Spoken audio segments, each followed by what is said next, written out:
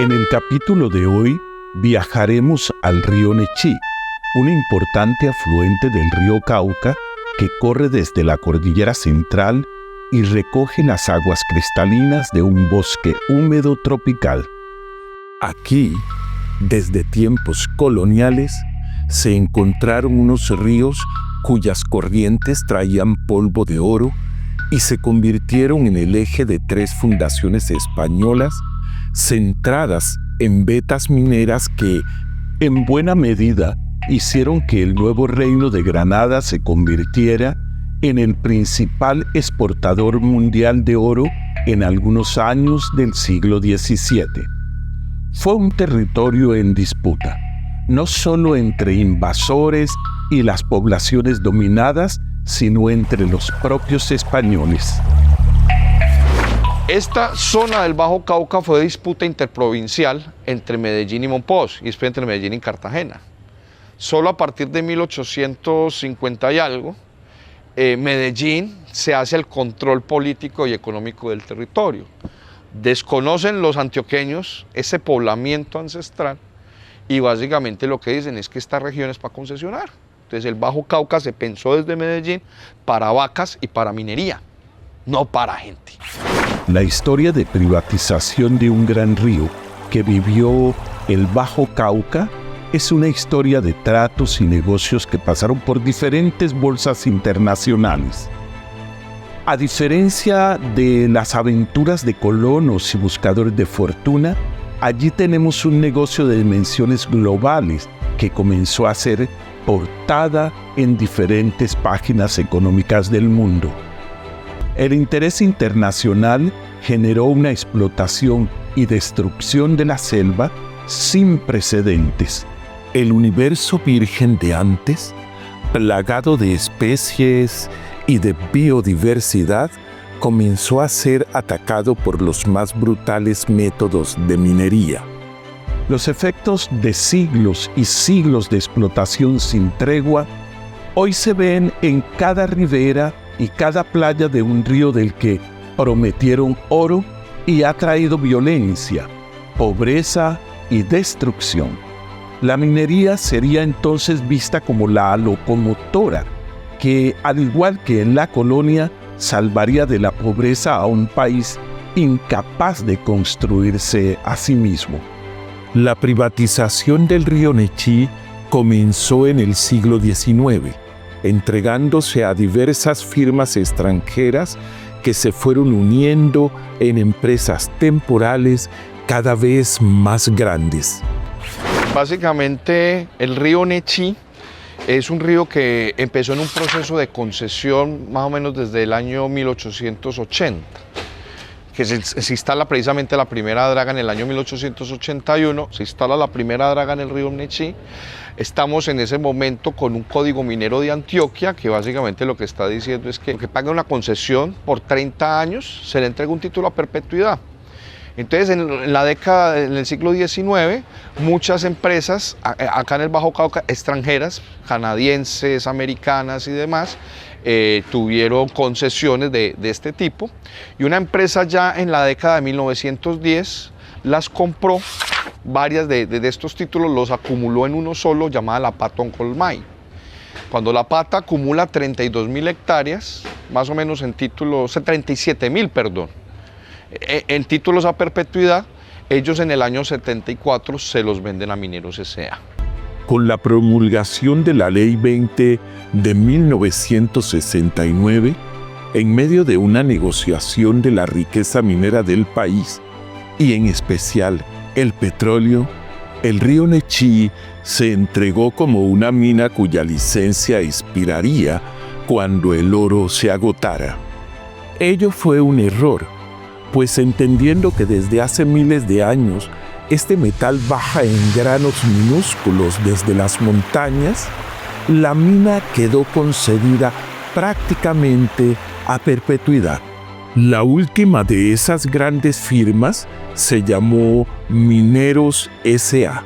y se quedó con el monopolio del río hasta que el oro se acabe o quizás hasta que el río muera. Entonces se puede decir que a partir de la Ley 20 de 1969, esos títulos sobre el río Nechí son RPP, reconocimiento de propiedad privada en cabeza de la empresa Mineros S.A. Entonces tenemos un asunto muy sui generis y es que una empresa sea propietaria de prácticamente todo un río. Eso no existe en otro lugar del mundo.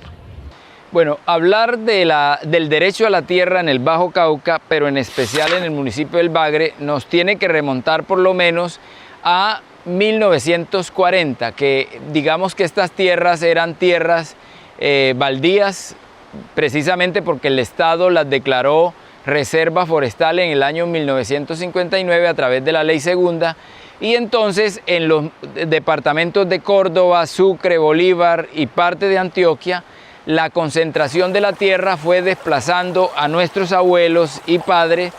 En ese sentido, la lucha continúa, en tanto por lo menos le hemos estado exigiendo al Estado que reconozca el derecho a la tierra del campesinado y de los grupos étnicos que habitan estos territorios.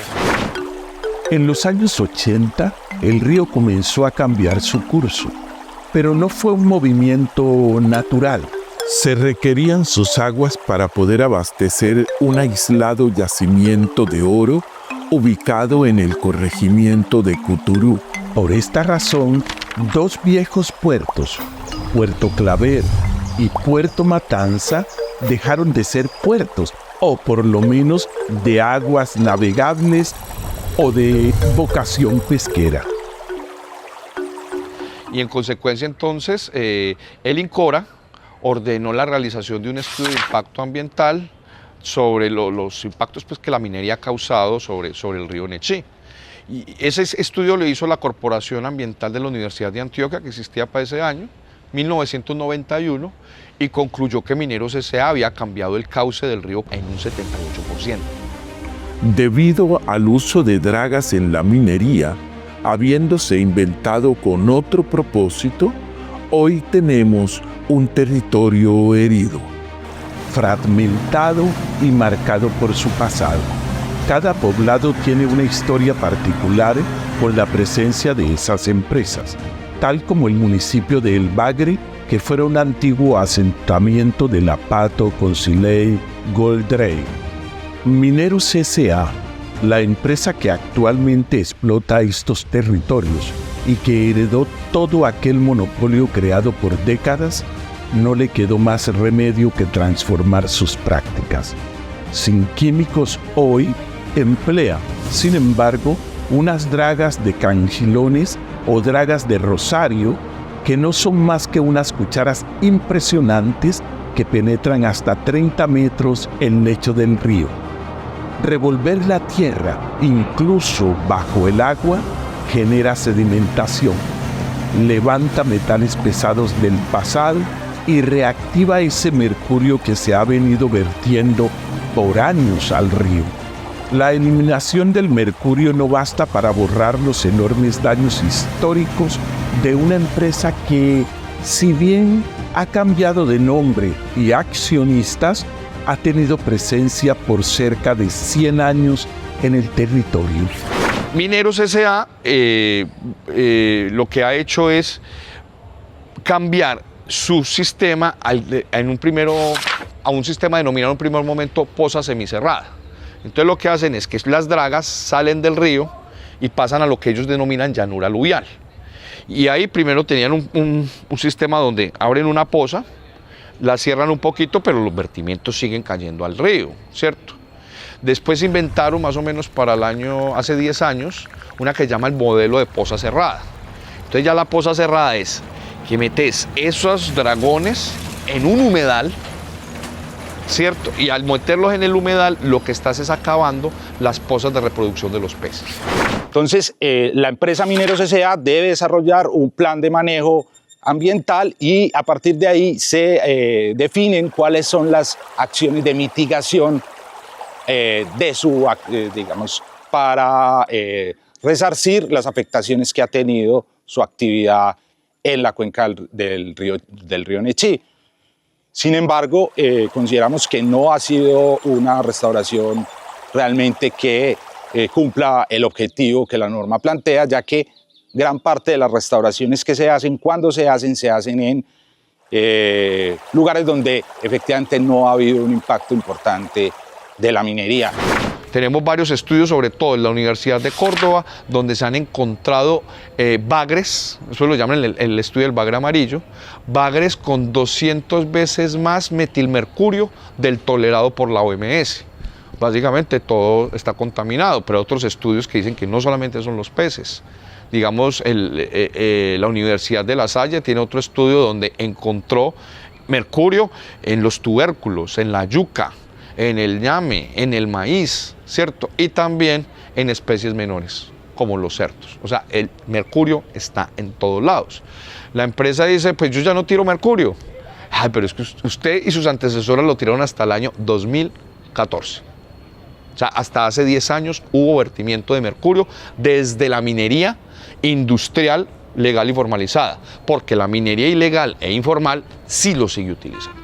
La presencia de la empresa poco hace por aquel proceso de sedimentación del agua que destruye las ciénagas bloqueando sus accesos y matando especies como el sábalo o el manatí. Estos animales simplemente mueren al ver convertido su hábitat de aguas profundas en playas conformadas por un manejo irracional de los sedimentos. Entonces el río tenía humedales, al ser sedimentados los humedales por la minería ya no tiene dónde decantar las crecientes. El río, a sus laderas estaban los bosques de galería de cativos. Los cativos son árboles que permiten inundaciones hasta 3 meses y esos árboles constituían una barrera, digamos, contra las crecientes y los sedimentos.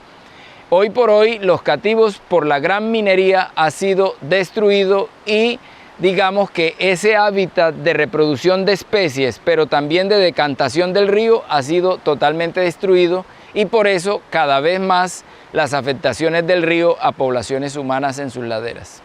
Las afectaciones del sedimento o de los sólidos suspendidos por la minería a las especies ícticas de los ríos y humedales los afecta por un lado porque por lo menos los humedales son el hábitat de reproducción de una serie de peces, incluyendo el bocachico y el bagre, y al ser destruido, pues estos peces no van a tener, digamos, los espacios para reproducirse.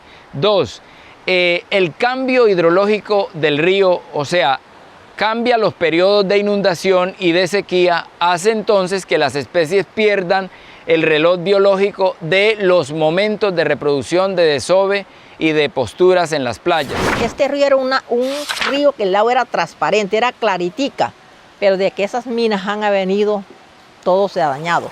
¿Por qué motivo le digo? Porque las tierras que cogen de los cerros y las apilonan en la orilla del río para lavarla, va haciendo playa y el río se va emplayando. Lo que era hondo ya está playa. Entonces las minerías sí es lo que han ido afectando esto, los ríos. La contaminación con químicos ha generado graves alteraciones genéticas y morfológicas a los peces y animales del río y de las ciénagas.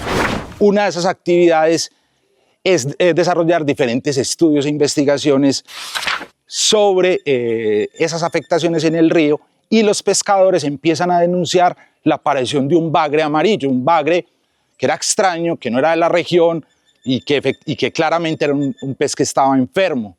Y se identifica que estos animales básicamente lo que tienen es ictericia y que por la cantidad de sedimento, ese sedimento se acumula en las agallas, empieza a tener problemas pues, para obtener el oxígeno de estos peces y son peces que están enfermos, ¿cierto?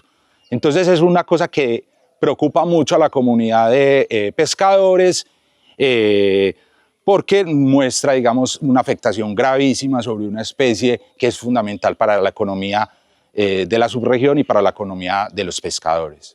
Extraer tierra, revisarla gramo a gramo, mezclarla con químicos o en el mejor de los casos dejarla arrumada a lo largo del curso del río son procesos letales para los ecosistemas. Aquellos montículos que dejan las dragas y retroexcavadoras y que simplemente se lleva el río sirve para tapar ciénagas y para emplayar aguas. Un estudio del IPC establece que, por cuenta de los sedimentos de la minería, habrían desaparecido al menos 26 humedales del río, los cuales resultan fundamentales para la reproducción de los peces u otras especies. Ya que la técnica de dragado hace que se cambien las dinámicas del río, las dinámicas de los humedales, establecen un sistema que llaman poza cerrada, lo que incomunica estos cuerpos de agua y aumentando gravemente la sedimentación en las ciénagas y humedales, que además se complejiza mucho más con la sedimentación que se ha dado en toda esta zona a partir de, primero, la construcción de la hidroeléctrica Porce, que es el río Porce desemboca en el río Nechí y luego en el Cauca. El ecosistema lo hemos encontrado impactado, hemos hecho una serie de salidas anualmente y año tras año hemos evidenciado muchísimo más deterioro. Inicialmente fuimos a un número de cuerpos de agua y estos cuerpos de agua ya evidenciaban deterioro. ¿Cómo lo podíamos evidenciar? A través de la turbiedad del agua, de no encontrar los animales que normalmente la comunidad manifiesta que allí se encontraban. Y en el siguiente año o en los siguientes eventos de monitoreo lo que hicimos fue encontrar que ecosistemas que habíamos registrado o evaluado ya no estaban o estaban en condiciones muchísimo peores. Pero la pequeña minería, la del mazamorreo y varequeo, y también el de las pequeñas dragas, no se compara con aquella minería ilegal a mediana y gran escala. Siendo un negocio incluso más rentable que la propia coca, los grupos armados han decidido entrar al negocio. Aprendieron de la vieja minería legal el uso de grandes dragas, por ellos mismos llamadas dragones. Estos dragones ilegales esquivan la acción del gobierno, estacionándose entre los asentamientos ribereños, evitando así su destrucción con dinamita por parte de las autoridades. Ver el río Nechí hoy y contrastarlo con el que fuera antes genera diferentes sensaciones y lleva a preguntarse si vale la pena sacar ese oro de las entrañas del agua para convertirlo en lingotes o en joyas. Mientras tanto, la población, en medio del miedo, ve contaminadas sus aguas y sus alimentos. Ya nosotros no tenemos acceso de los pescados como anteriormente, nosotros consumíamos pescado.